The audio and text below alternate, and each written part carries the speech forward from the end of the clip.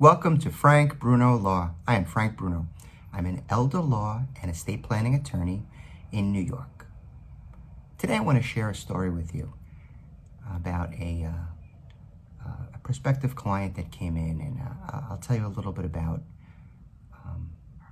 the situation that we're confronting. Before I do that, if you would like to make an appointment and speak with me, please go to callfrankbruno.com or check out my website at frankbrunolaw.com. I had an older person come into the office, and she had a will. I didn't see any documents, but she told me that she has a will leaving everything to her husband, and her husband has a reciprocal will, right? I've mentioned these before, the sweetheart wills. Right? Now, the situation is that her husband fell, and he's now in rehab. They're an older couple, mid to late 70s, never met the gentleman, but he's now in a nursing home for the express purpose of rehabilitation. Her chief concern is that they have some, now, she was a little bit mixed up in that she interchangeably said that she had some bank accounts and the husband had some bank accounts, and that she was in trust for her husband. And I was trying to discern whether or not she was actually a joint holder.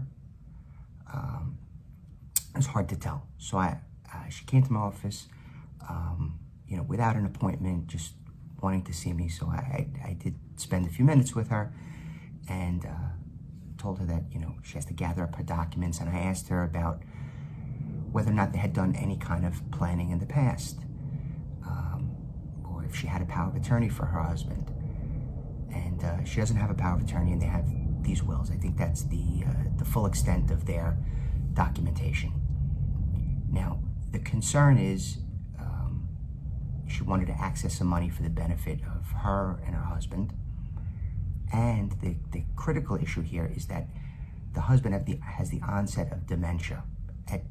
And she said dementia, she said Alzheimer's. Whatever the diagnosis may be, and I don't know if there actually is a diagnosis, he's having anywhere from mild to significant cognitive decline. So if that's the case, we will not be able to do a power of attorney for him, for the benefit of, the gentleman making his wife the agent.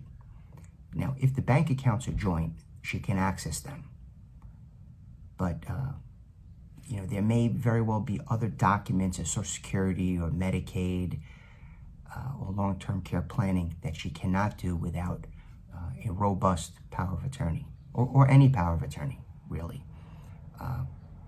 So I told her to gather up the documents. I'm actually going to go to her house, and we're going to pay a visit to the gentleman in the nursing home and see if I could speak with him and converse, and he's not demonstrating cognitive decline, then I'll be able to engage with him and see if I could at least do a power of attorney for him. So I actually don't know. I actually don't know whether or not it was anecdotal and he's just forgetful now, or if, he's not oriented as to place, date, time, who the president is, what day of the week it is, whether it's morning or night, when his birthday was, right? So I will speak to him and determine if I believe that he has sufficient cognition to sign the document. But one of the things I tell people is that you have to plan when you can, right? And when you can really is whenever you're able-bodied, fully functioning, in control of your faculties. That's the time to plan. So if you would like to plan, get a